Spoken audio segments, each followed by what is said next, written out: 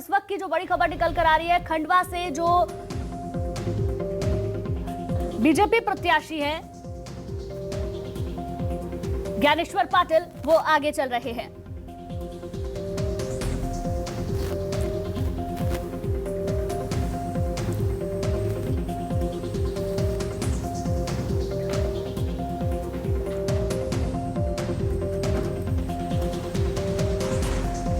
तो ये बड़ी खबर आपको बता दें, रैगांव से बीजेपी की प्रत्याशी आगे चल रही है। काउंटिंग से जुड़ा एक अपडेट आपको बता रहे हैं। खंडवा, पृथ्वीपुर, जोबट और रैगांव की सीट जिस पर उपचुनाव हुआ, जनता ने मतदान किया और आज उस मतदान के नतीजे सामने आ रहे हैं। धीरे धीरे रुझान सामने आ रहे हैं। पृथ्वीपुर से बीजेपी के शिशुपाल यादव अभी तक आगे चल रहे हैं। इसके अलावा रैगांव से बीजेपी की प्रतिमा बाघरी आगे चल रही है।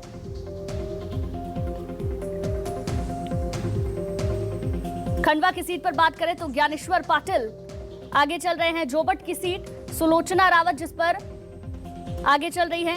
रैगांव की सीट प्रतिमा बाघरी बीजेपी की प्रत्याशी जो अभी तक आगे चल रही हैं। और इसके अलावा पृथ्वीपुर की सीट जिस पर शिशुपाल यादव जो कि बीजेपी के प्रत्याशी हैं आगे चल रहे हैं। इन सीटों पर सबसे पहले ये समझ लेना जरूरी है कि आखिर इन सीटों के सियासी समीकरण क्या है। खंडवा की सीट लोकसभा सीट है जिस पर उपचुनाव हुआ, आज नतीजे आने हैं। अभी तक के जो रुझान सामने आए हैं उन रुझानों के मुताबिक बीजेपी के ज्ञानेश्वर पाटिल यहां से आगे चल रहे हैं।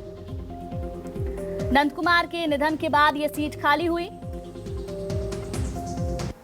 ज्ञानेश्वर पाटिल जिन्हें यहां से बीजेपी ने अपना उम्मीदवार चुना, जनता ने जिन्हें वोट दिया, रुझान क्या अभी तक सामने आ रहे हैं वो लगातार हम आपको बता रहे हैं, लेकिन ये शुरुआती रुझान है, नतीजे नहीं है। धीरे धीरे हर राउंड की काउंटिंग होती जा रही है और पल पल का अपडेट आपको बता रहे हैं।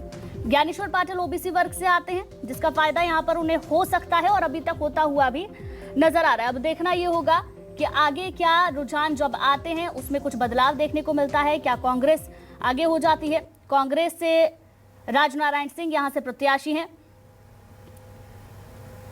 इसके अलावा बाकी की सीट, जोबट की सीट की अगर बात करें तो 97% यहां पर आदिवासी वोटर्स हैं। भील भिलाला और पटिलिया ये तमाम वो जातियां हैं जिसके वोटर्स यहां पर ज्यादा हैं। मतदान हो चुका है, अब इंतजार किया जा रहा है नतीजों का। शुरुआती रुझान सामने आ रहे हैं और पल पल का अपडेट हम आपको दे रहे हैं।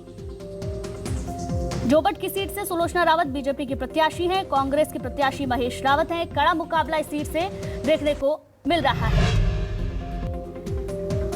और इसी बीच बड़ी खबर सामने आ रही है। शुरुआती रुझानों में बीजेपी को बढ़त मिलती हुई यहां पर नजर आ रही है। गृह मंत्री नरोत्तम मिश्रा ने इस बढ़त पर खुशी जाहिर की है।